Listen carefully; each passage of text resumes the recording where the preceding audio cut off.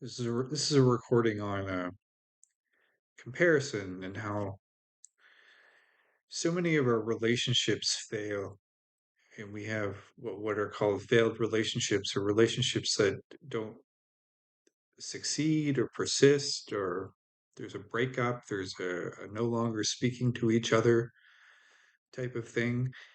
And is it just me, or does that come from comparison? So, you're big, I'm small. You're bigger, I'm smaller. You get more attention, I get less. You get more praise, I get more censure. Um, it seems to me like we lose our relationships through comparison. So we can get along with each other as long as we're not comparing each other, and one person trying to feel big or feeling superior in contrast to somebody who has less. And there really are haves and have nots in this world, and it's not just material. Our physical bodies, like if you look at the titans of this world, the NBA players, the professional basketball players, the really sort of, it's almost like you've got the ideal specimen, the Michael Jordan, the Allen Iverson, the Vince Carter, the Wayne Gretzky, the you've got this prototype of an athlete and this sort of ideal man. And then you've got somebody like me who is so much smaller. Um, it's the frailty.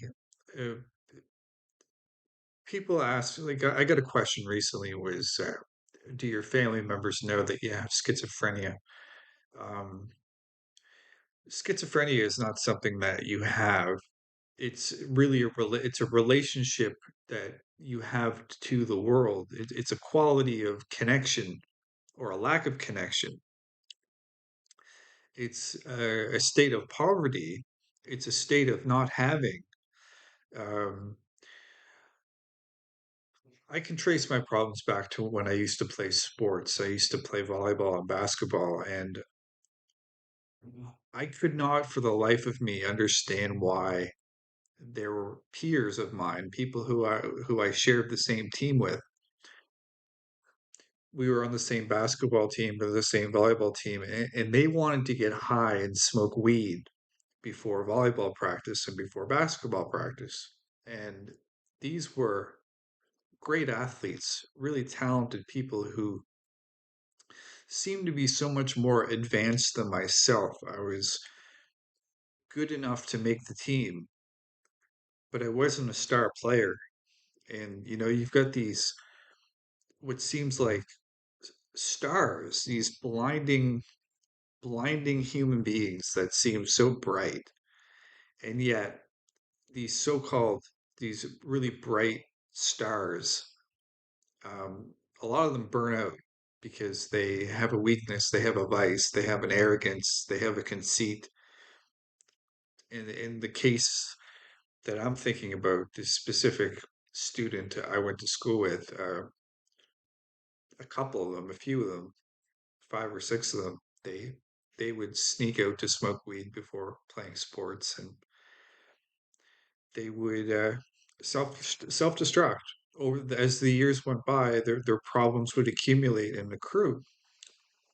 And someone like myself, who never felt like I was an adequate size, I always felt like I was too small.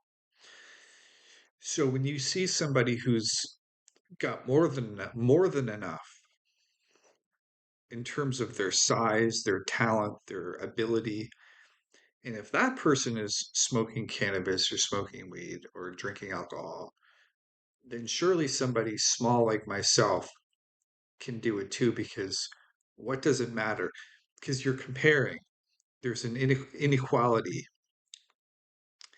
And once that sort of offense, that envy takes root, what I see when I see a cannabis user or somebody who turns to alcohol or weed and becomes a habitual user. I see somebody who is offended and who's envious and who's comparing themselves to others. And sometimes there's a star player or somebody who's exceedingly talented, and yet they've got that Achilles heel, that weakness, and they're kind of like the bad apple. And uh, as the saying goes, the bad apple spoils the bunch. And yeah, when you don't feel like you're enough and you're not big enough or formidable enough, and you can't keep up with the speed and the talent and the pace of other people, um, people try to shake you. They try to get rid of you. They try to um, say, so and so, they're fine. Let's go hang out with them and let's ditch this guy. And they try to, you know, in my case, get rid of me um, because I wasn't keeping up with the behavior.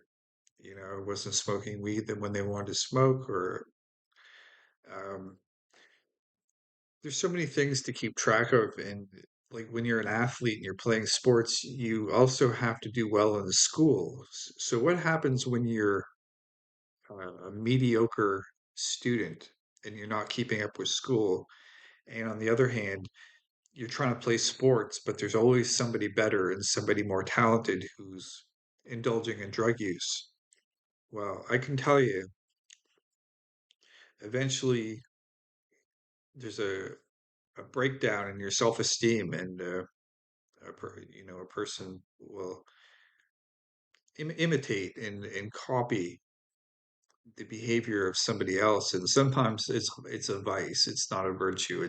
It's a vice, and it starts off small. It starts off just pinching, asking somebody for a piece of tobacco to mix with your joint. Next thing you know, you're in the habit, and um, I see it as the root of the problem. To me, is comparison and envy and inequality. And it's not just material inequality with money. It's not as simple as just somebody having more money or having a bigger house or more material possessions. Sometimes it's you're dealing with a physical specimen. You're dealing with somebody who's got a tremendous athletic presence, and they might have a sexuality about them where they are more well equipped. And females experience this as well, where not all people have equal bodies, and men are in the same position where there's an inequality in terms of the physical body, and you get compared. Someone compares you to somebody else, and so is bigger and better than you. And so that's why people turn to substance use, because they cannot measure up to the other prototype, the other standard. And eventually, someone like me, I got a letter written once to me saying that my standards are too high. But I feel exactly the same way. I feel like other people are also raising the standard too high, and I can't keep up. So it's an impossible, maddening situation. And with sports and academics, you've got such a vast inequality of differences, and it really is like a zoo where you've got giraffes and elephants and lions and tigers, and it's a circus and it's a zoo. And the inequality and the differences, I believe, are what drive people completely bonkers.